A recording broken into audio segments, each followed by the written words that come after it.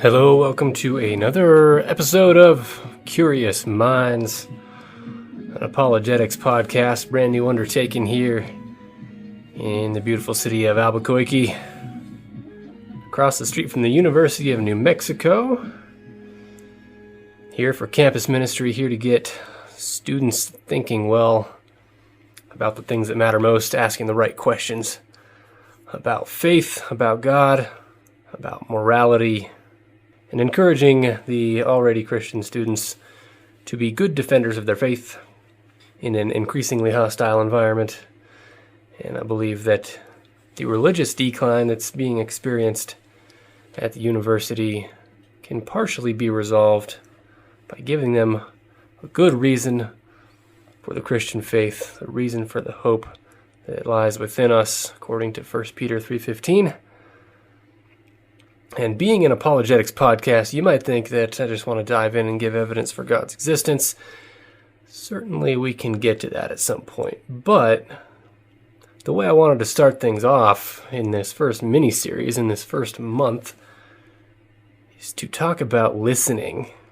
Listening is an underrated skill for the Christian evangelist, the Christian apologist. And a lot of times, a person's heart is opened up to bigger things because somebody took the time to listen. We have a huge social void in us, and that social void partially needs to be filled with somebody listening, with a person present to care, to ask questions, to show compassion. I believe this is a Christ-like behavior that fills a certain void and can begin getting a person thinking about bigger and bigger things. Now, this first mini-series has been basically scripted, other than the intro and outro. Hopefully that's not too tedious. I know listening to spontaneous conversation is usually a little more exciting than listening to manuscript reading, but I wanted to carefully lay out the ideas here, and eventually we'll get to having some lively conversation and more spontaneous podcasts. So let me dive in.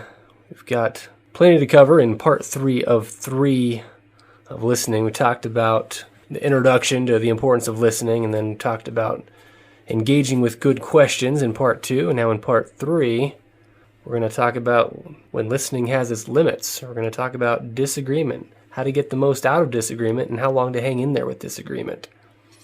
Important concepts, because sometimes conversations get heated. Sometimes you feel like you're being defeated and you are intending to be a Christian witness. So here's some tools to get the most out of listening, and this according to James 1:19, which says, "Everyone must be quick to hear, slow to speak, and slow to anger, because the wrath of man does not bring about the righteousness of God." Jesus also said, "Any place that does not receive you or listen to you, as you go out from there, shake the dust off the soles of your feet for a testimony against them." How often do we want to be insecure? And Jesus exhibited no insecurity in the fact of people rejecting his message, in the fact that listening had its limits. So far, I've promoted the idea that our Christian witness must begin with valuing the other person through attentive and active listening. This includes asking the right kind of open-ended questions. Listening opens up our ability to connect. Connection is vital to sharing significant truth.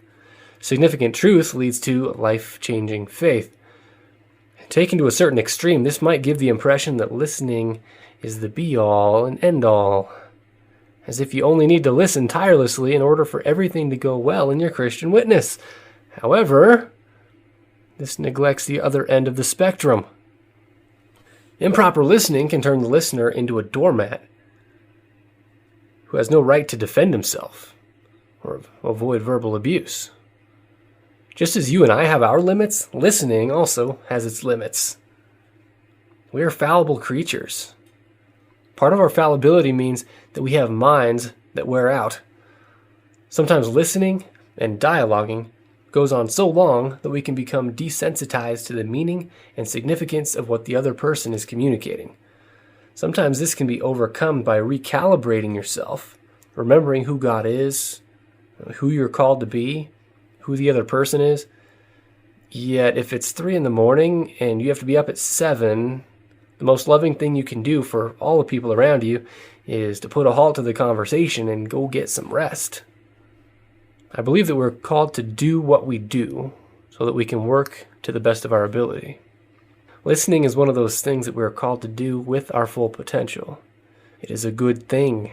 Now, we can become tricked into thinking that any good thing deserves all the time we can possibly give to it. This makes some people run at 30% capacity so they can feel like they are doing more. However, you should be able to limit yourself to do as much as you can at near full capacity. Getting 3 hours of sleep at night might make you feel as though you are a better listener. Listening to a person rant and rave for 15 hours straight is going to destroy your capacity to listen to someone who may need it more the next day. If we neglect our limits, it can cost us the ability to do anything with the fullness of who we are. Much more can be said about finding this balance. Simply put, we want to do as much good, in this case, as much quality listening and questioning and conversing as we can, but we need to be smart about our limits. While these messages so far have posed a positive outlook for listening and questioning, we have not engaged with the specific types of challenges that listeners can face. As apologists and evangelists, we must spare ourselves from being abused as listeners. Let's apply our capacity and limits to 3 key areas: hostility, misinformation, and time spent. How do we listen when we disagree? What happens when you're listening to what somebody is saying and you catch them in a grievous error? Does this type of Christ-centered listening mean that people can roll over us with their opinions, regardless of the validity of what they say? Does it mean that we have to correct every misstep and stop them? To correct them on every philosophical error or gap in syllogistic reasoning? Well, neither extreme seems healthy. You don't want to interrupt every sentence, but you also don't want a major claim to be based on a falsehood. Ideally, you would want to be able to write down the major point, or mentally log them, or be familiar with them ahead of time. Then they can feel the freedom to finish their thought. Picture this reasoning in a math equation. They may say, here is how I came up with the number 67. 2 plus 2 is 5, then I added 15, which gave me 20, then I added 10, which gave me 30, then really everything that came after the error 2 plus 2 is irrelevant until that error is corrected. If a rapport of good listening is already present, they will probably allow you to interrupt. In apologetics, I encountered this process while talking with a Muslim. He began with the idea that the Bible wasn't really written until the 4th century. He wanted to proceed from there to the lack of trustworthiness of the accounts of the New Testament, which means the stories of Jesus could be inflated and resurrection accounts could be inaccurate, etc.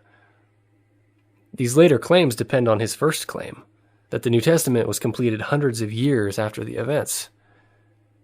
That is simply not true, and since his following claims depended on that misinformation, it needed to be corrected prior to the conversation advancing any further. Disagreement is different from disgust. Have you ever noticed how nasty YouTube comments can get?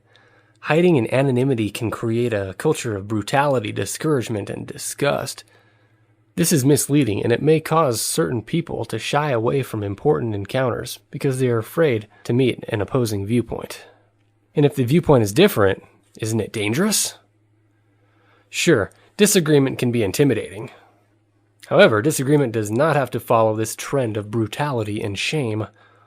Without compromising, we need to be able to generate an atmosphere that invites honesty without the fear of being shamed. The first step in overcoming this is to seek out face-to-face conversations, where your demeanor will be seen by the other person.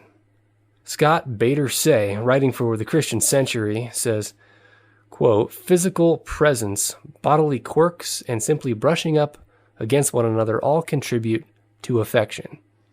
Gathering becomes the critical practice through which one learns to love those we thought we couldn't love, those who are not like us, end quote. So, while it's not your job to agree and affirm the other, it is imperative to create settings that encourage others to share openly.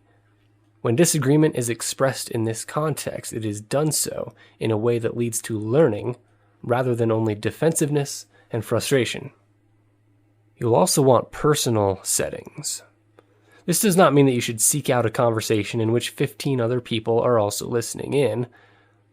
If other people are present, or if the person believes he is being recorded, the defensive guard will go up. If you want honesty, offer privacy and confidentiality. Also, offer them the dignity to share things without shaming them for believing it. Again, people have reasons for believing what they believe. If it looks completely ridiculous to you, maybe you haven't properly entered their world. That's not to say that having reasons makes it particularly reasonable. Apologetics takes place because both sides can think. Both sides believe what they see fit to believe at the time. The Christian apologist shares because he believes he has explored more of the components of the most significant aspects of reality. So, while we want to honor the fact that a person has reasons to believe what he thinks at the time, he does not have to accept that his reasons are well thought out. This begins to develop the goal of the Christian witness. Then when should you leave a conversation? It is vital to have your present goal in mind. In addition, you will want to be patient, i.e., not have an alternate agenda during a conversation. However, you will also need to have an appropriate departure point, assuming the conversation does go according to plan. It is nice and interesting when a conversation goes according to plan. It is even more interesting when it does not. How fruitful are these conversations? How long should you listen to someone who has no interest in staying on topic? What if he does nothing but brag, and listening feels as though you are reinforcing his self-centeredness? Let's focus on these three: off-topic, braggadocious, and irreverent conversations. There are still some benefits to listening to a person who has a difficult time staying on topic. That is, your intended topic. He's not speaking to simply fill empty space or be obnoxious. He has some reason for wanting to say what he chooses to say. There is still a level of trust that develops between speaker and listener.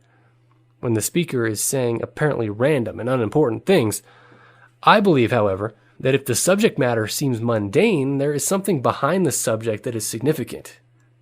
Initially, there is a cry for acceptance and approval, along with a basic need to be known. This is their pressure-free way of moving in that direction. As Christian witnesses, we should be keen to recognize this desire that lies at the heart of all people. Depending on the subject, we may be able to see a route from their desire for approval to the Lord of all, who offers them ultimate approval. Not that this equates to univocal acceptance of all they do.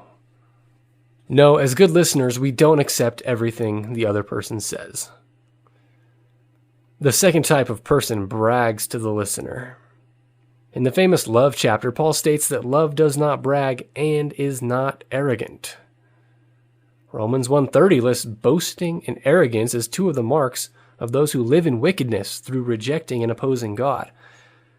James was harsh on this point as well, saying, quote, "You boast in your arrogance, all such boasting is evil," unquote. Paul intended to overthrow the boasting of the Corinthians by stating that he would only boast in the Lord through his weakness. This harkens back to Jeremiah, who recorded, "Let him who boasts boast of this, that he understands and knows me, that I am the Lord who exercises loving kindness, justice, and righteousness on the earth." We need to be careful not to promote any boasting that is contrary to this. If you are caught listening to a person who is caught up in bragging, find a way to listen well and not diminish his accomplishments, but also let him see that you would love him just as much had he not accomplished any of those things. Furthermore, do not be so blown away by his accomplishments that you cannot show him that they mean nothing with regards to salvation. Rather than becoming annoyed by boasting, see it as an opportunity to show them that you embrace them with agape love for who they are, not anything they have accomplished. Soon they will see that they do not need to puff themselves up to have meaningful and fulfilling interaction with you. If the bragging or rudeness is blatant and continuous, feel free to hit them with a dose of harsh honesty. Say something like this: "Hey man, you don't need to brag to me about all the great things you've done. I'm more impressed with your character than your trophies. I'm more interested in who you are, your heart, than this outer stuff." The third type of person is rude, cantankerous, or otherwise makes a mockery out of your encounter. It's hard to detect what the biblical example or mandate is on this point. Even if Jesus is the model, it is still difficult to find one resolution. He often responded to his accusers who were trying to trap him in an intellectual conundrum. To keep them from being wise in their own eyes, he used wise responses. On the other hand, Jesus did not need to respond in order to justify himself before other people or somehow appeal to their desires and expectations. These encounters often turned into a show for the Pharisees. And by the way, notice how different the one-on-one encounters were to the large group encounters. Jesus was received much more humbly when it was a more personal setting, like Nicodemus in John 3. Jesus responded to his accusers' rudeness in ways that were not self-protective, but others protective. He also used accusations as teaching opportunities, since this contentiousness led to a captive audience. We need to heed something that I mentioned earlier. Try to keep these encounters from becoming public displays. I would wager that 9 times out of 10, a person turns especially rude because he knows he is being watched by several peers. He wants to impress them by his courage to say something out of bounds. If you notice that this is the case, offer to schedule a personal conversation with him, which he probably will not take you up on if he's only there to show off to others. There are occasions when such public discourse is beneficial. Public discussion can help onlookers understand some important things as they listen into a conversation. This most likely will not happen spontaneously. It will often be accompanied by hostility. Instead, it probably needs to be rather organized and have some guidelines, such as a formal debate or a moderated discussion. Finally, don't be afraid to cut off a conversation when the other is leading with contentiousness. Moving on from the conversation can itself communicate something very strongly. It says, "I don't have to play your games." It lets them know that your time is valuable and that you're not willing to waste it. If they believe that your time is valuable, they will likely also believe that the conversation is valuable. These standards set up an expectation for the next time you encounter the person. While we want to give everyone a chance, we also don't want to throw our pearls to the pigs. This means that we should offer truth and godly wisdom when it is heard respectfully. What does giving pearls to the pigs sound like? Two sides are arguing angrily and with personal jabs and insults.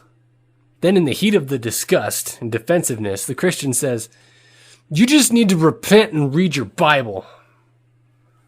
Well, yes, that may be true, but he has damaged and calloused the other person's ability to ever hear that advice the way it needs to be heard. Such is the risk if we continue to carry a conversation based around rudeness and hostility. Instead of jumping right to the pearls, the large-scale truths, diffuse the hostility. Then the pearls can be treasured by the other person rather than devoured. Don't be afraid to give the other person a warning regarding his rudeness. Say something along the lines of, "If you continue to be aggressive and hostile, I'm going to ask you to leave, or I'm not going to discuss this with you." Most of the time, the person will de-escalate under your expectation and the example of your cool demeanor. If they do not, you should follow through and cut off the conversation, but leave an open door for them to get back with you at a later time. The Christian life is certainly a life of meekness. However, this meekness, mildness, and gentleness does not negate the need to live by strong and firm convictions. The paradox of the Christian witness is that it is both incredibly gentle and incredibly powerful. This mimics the presence of God. He is both incredibly gentle and incredibly powerful. When we watch snowflakes fall to the ground, it's hard to believe that the same gentle flakes could cause a thunderous avalanche or slice crevices in the earth. So it is with the presence of God. Though the Spirit falls gently on all those who receive Him, He powerfully affects each person. Again, I am an apologist at heart. Yet I consider it necessary to begin an ongoing discourse on pondering, articulating, sharing, and defending the faith with a focus on proper listening. We will have a hard time sharing Christ without exhibiting the love of Christ. And love for others is displayed through honoring them as distinct, dignified creations of God. This means that we should honor them by hearing their story and their heart. Remember this, when you give a rip, you rip open a passage into their life. You can be heard best when you hear them well. This is not without restrictions, though. Stay at your best, know your limits, live by firm convictions, and be wise with your time. Let's build our evangelism and our defense of the faith upon this attitude. So this has been a 3-part series on listening. Next time we're going to get into critical thinking, merge our way into some of the more specific topics of Christian apologetics. But before we get into those specifics, I want to make sure that we can exhibit the nature of Christ, exhibit the mind of Christ toward others by offering to listen to them, by showing that we value them and treasure them as humans, as dignified creations of God. And when we do that, we will open up a passage to where we can be heard better, to where Christ is seen in us, and then the words of Christ that we share with them will take on more meaning. Again, I want to thank you for chiming in to the Curious Minds podcast, letting the Kurios of the Lord be the Lord of our minds and provoking the minds of unbelievers and skeptics to be a little more curious about the faith. I am convinced that the Christian faith is the most reasonable resolution to the big questions we have in life. I look forward to talking to you next time on the Curious Minds podcast. I'm Evan Van Sickle at the University of New Mexico. May God bless and guide you.